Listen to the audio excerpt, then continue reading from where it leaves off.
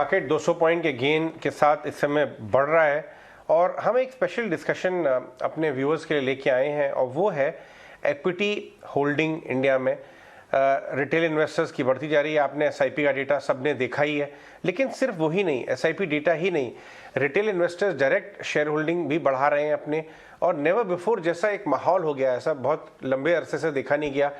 Volatile times में भी कोई कमी नहीं आ रही है एसआईपी में, या फिर रिटेल इन्वेस्टर का जो उत्साह है मार्केट की तरफ वो कम होता हुआ नज़र नहीं आ रहा। ये कैसा चेंज ऑफ हार्ट है, ये किस तरह का फिनोमेना हो रहा है, क्या ये सस्टेनेबल है जो इक्विटी इन्फ्लोज हम देख रहे हैं? क्या ये एक तरह का, जैसे कहते हैं कि जैसे यूएस में एक 401k मूवमेंट हुआ था, जब एक बहुत बड़ा तबका अनप्रोडक्टिव एसेट्स, लैंड, रियल्टी और एफडी से इक्विटी की तरफ थोड़ा सस्टेनेबल और स्ट्रक्चरल वे में देखना शुरू कर दिया था, क्या वो एसेट एलोकेशन का बदलाव इंडियन सेटअप में भी हो रहा है? ये डिस्कशन करने के लिए आज हमारे साथ दो वेटरन्स म्यूचुअल फंड इंडस्ट्री के शामिल हो रहे हैं। देश के सबसे बड़े mutual fund SBI mutual fund के मिस्टर डीपी सिंह और mister Pradeep Kumar, union mutual fund के एमडी एंड सीईओ। दोनों जेंटलमैन, गुड मॉर्निंग। 18 स्वदेश पे आपका स्वागत है। आप लोगों ने करीब करीब 3 दशक प्लस से इंडिया का इन्वेस्टमेंट सीन बदलते देखा है।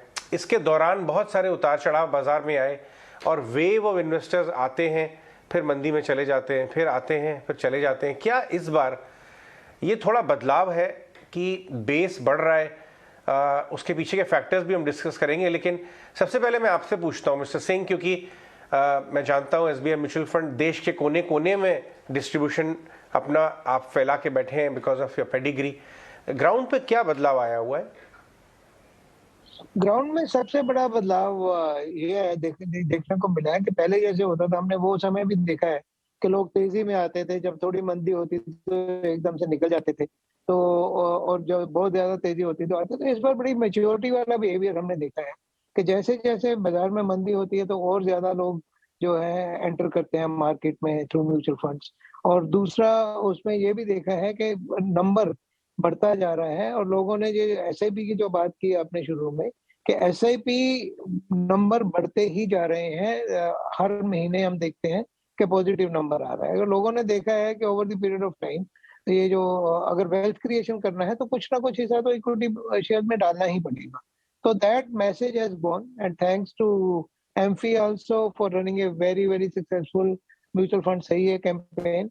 और बाकी भी जो म्यूचुअल फंड्स ने भी जो इन्वेस्टर अवेयरनेस प्रोग्राम्स के थ्रू जो लोगों में एक जो फाइनेंशियल इंक्लूजन के बारे में या एसेट एलोकेशन के बारे में अब लोगों को समझ आ गया है, एंड हर एक व्यक्ति इसमें पार्टिसिपेट करना चाहता है।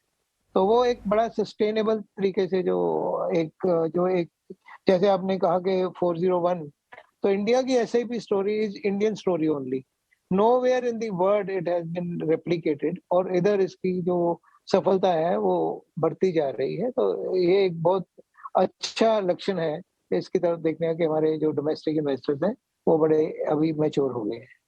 प्रदीप, आपसे मैं पूछूंगा कि आपका खुद का एक्सपीरियंस कैसा रहा है अपने डिस्ट्रीब्यूटर नेटवर्क के माध्यम से जब आप बातचीत कर रहे हैं? क्या रीजन है कि इस बार उतार चढ़ाव के बावजूद बहुत ज्यादा नंबर्स वेवर नहीं कर रहे हैं, स्टिकी हो गए हैं नंबर्स, क्योंकि पहले बहुत ज्यादा वोलेटाइल रहते थे? यार थैंक यू अजय। मैं इस बात में डीपी सिंह से पूरा सहमत हूँ, क्योंकि इन्वेस्टर्स के तरह से अभी आजकल जितना मैच्योरिटी हम देख रहे हैं वो सबसे एनकरेजिंग बात है मार्केट के लिए।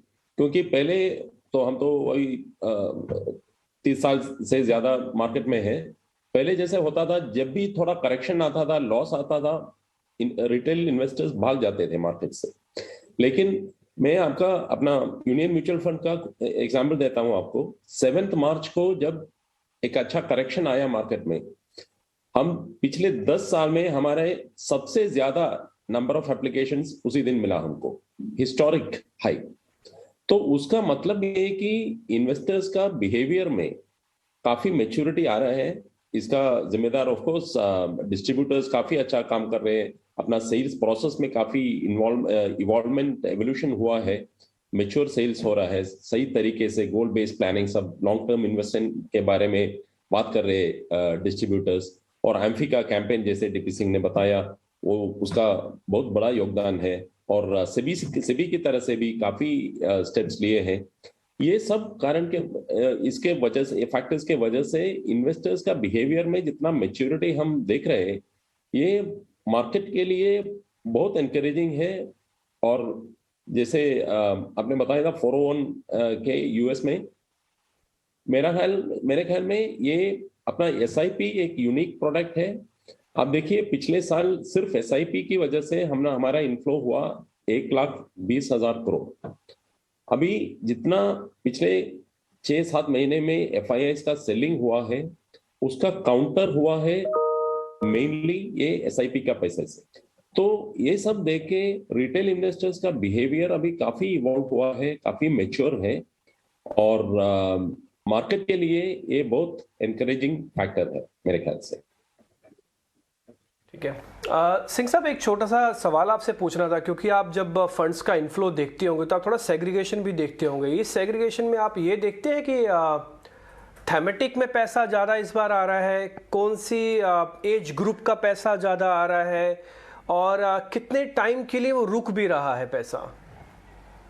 नहीं भाई, सबसे बड़ी बात तो यही है कि सही फंड में जो होना चाहिए उसी में पैसा आ रहा है। मैं अगर आपको उदाहरण दूं, तो जैसे अगर मैं अपने बैलेंस एडवांटेज फंड की बात करूं, जो हमने लास्ट ईयर में हमने अपने एनओफो लेके आए थे, यू विल बी सरप्राइज कि हमें पैसा 93% pin codes of the country participated in that fund. Balance Advantage Fund is something जो कि all season kind of fund, किसको जो कि उन्होंने जिम्मेवारी एक फंड को दे दी कि आपने देखना है कितना इक्विटी में डालना है, कितना नहीं डालना है मार्केट के हिसाब से।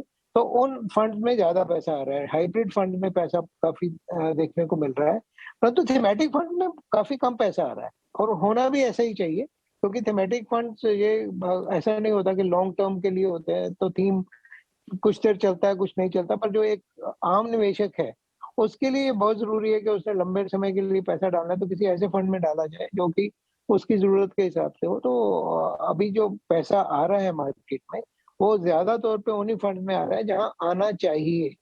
तो दैट ये एक और मैच्योरिटी का साइन है। थीमेटिक फंड में उतना पैसा नहीं आता। हमने बैलेंस एडवांटेज फंड किया तो हमने 15,000 करोड़ की कलेक्शन की, 14,500 की। तो उसके बाद मल्टी कैप फंड आया जो कि 100% इक्विटी फंड है, तो उसमें 8,000 करोड़ 7,000 करोड़ आया। समय कोई ज्यादा बदलाव नहीं था। तो वही कहने का मतलब है कि पैसा तो थीमेटिक में कम आ रहा है। थीमेटिक होने चाहिए ओल्ड इन्वेस्टर के लिए, because it's a journey. People come to, मतलब हम तो वही कहते हैं कि पहले आप कंजर्वेटिव हाइब्रिड में आओ, इक्विटी हाइब्रिड में आओ, बैलेंस एडवांटेज फंड में आओ, उसके बाद आप इक्विटी फंड में आओ, उसके बाद थीमेटिक देखो और स्मॉल कैप फंड देखो या PMS AM. This is a whole journey, and the journey is going on as envisaged. जैसे होना चाहिए वैसा ही हो रहा है। ये एक बहुत शुभ लक्षण है, ये अगर हम निवेशक के हिसाब से देखें तो। एक अच्छे ऑस्पिशियस बिल्कुल ट्रिगर्स ज़रूर बनते हैं कि जिस तरह से लगातार एसआईपी के ज़रिए फंड्स जो हैं डोमेस्टिक जो रिटेल इन्वेस्टर है वो अपनी भागीदारी बनाए रखा है। लेकिन इसमें आपसे प्रदीप जी, आपका भी एक व्यू क्विक चाहेंगे हम यहाँ की, आप कैसा ट्रेंड देख रहे हैं? हमने देखा कि मिड कैप और स्मॉल कैप पे अब भी बहुत भरोसा है। लार्ज कैप की जगह जो बड़ा इन्फ्लो है, अगर आप पिछले 2 साल की बात करें तो वहाँ पर मिड कैप में एक बड़ा इन्फ्लो गया है as compare to large cap. I think the investors are also learning fast, क्योंकि आपको मैं थोड़ा स्टेप बैक करके हिस्ट्री बताता हूँ। जब 2016 डीमॉन के बाद स्मॉल कैप में जैसा रैली हुआ, जबरदस्त रैली हुआ, उसके बाद काफी पैसा स्मॉल कैप फंड में आना चालू हुआ। लेकिन उस टाइम पे हमने क्लियर व्यू दिया था मार्केट में, स्मॉल कैप ओवर वैल्यूड है, मत आइए। लेकिन ये प्रॉब्लम काफी इन्वेस्टर्स जो डायरेक्टली आते हैं, शॉर्ट टर्म परफॉर्मेंस के ऊपर डिसीजन लेते हैं, वो लोग ये गलती करते हैं कि पिछले 6 महीने 1 साल का परफॉर्मेंस देख के जो फंड अच्छा किया वो फंड में पैसा लगाते हैं। तो हम अभी भी इन्वेस्टर्स को ये बोल रहे हैं कि हमारे एनालिसिस के मुताबिक मिड कैप और स्मॉल कैप में ज्यादा प्रीमियम है compare to underlying fair value. Valuation की तरह से आप देखेगा तो लार्ज कैप मोर फेवरेबल है, अच्छा लगता है। लेकिन ऐसा नहीं कि मिड कैप स्मॉल कैप में अच्छा स्टॉक्स नहीं है, बहुत अच्छे स्टॉक्स हैं, उनका ग्रोथ रेट भी काफी अच्छा होता है।